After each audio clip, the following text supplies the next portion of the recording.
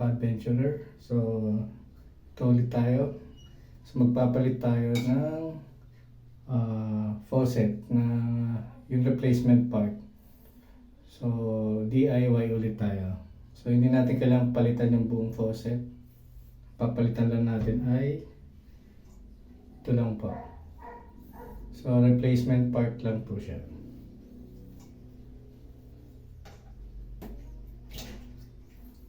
Tanggalin lang yung cover.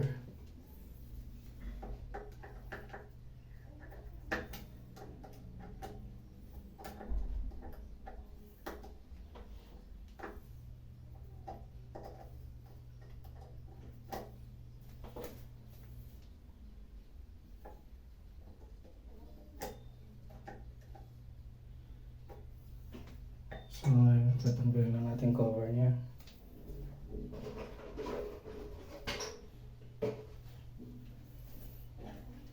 So, madali lang to guys.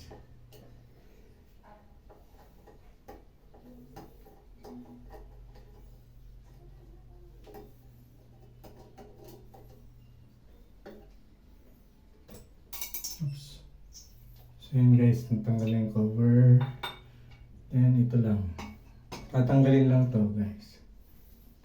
So, nakita nyo naman, kinakalawang na. So, yun talaga sakit ng mga faucet.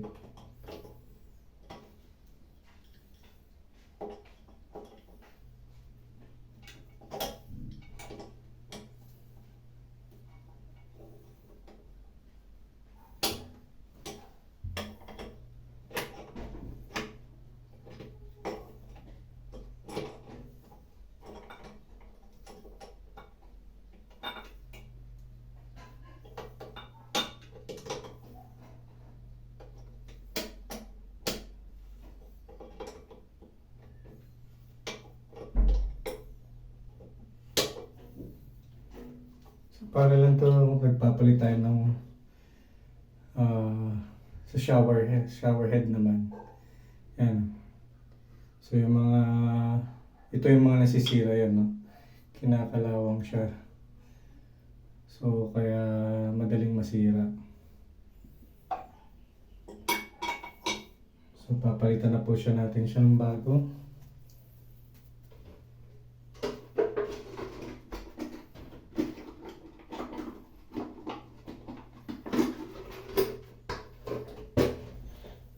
Lalagyan lang natin siya ng Teflon tape para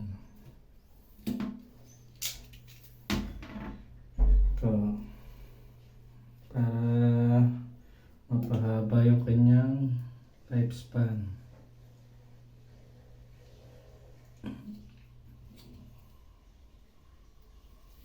So ganyan guys, palitan lang. Lalagyan lang natin ng Teflon tape.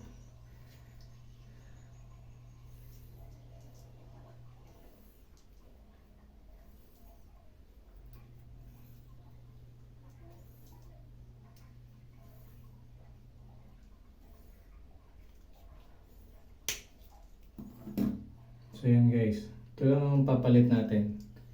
So ito yung luma, ito yung bago, ito yung luma. So compare nyo, ano. So may nabibili namang ganito. So para makatipid tayo guys, ito lang ang bibili nyo. So babalik lang natin siya. So yan. Then tighten.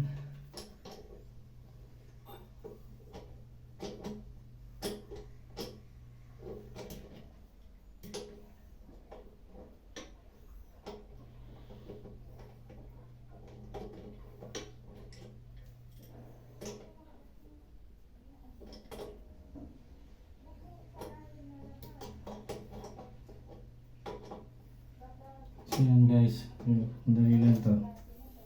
So ganyan lang, ganyan lang. So kung may pliers kayo or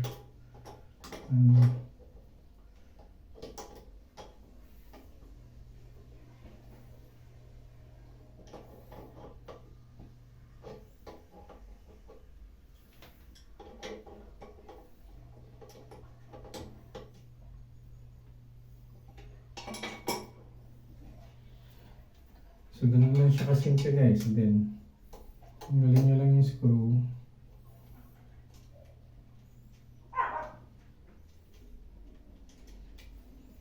Then, balik nyo yung tinanggal natin na cover nung so yan. Mount nyo lang para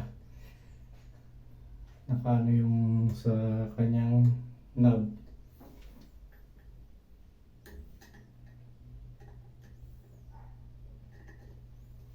Yan, screw nyo lang ulit yan. So yan na guys. Ano lang kadali. So for my other DIY videos, just click and subscribe to my channel and look for just adventure DIY.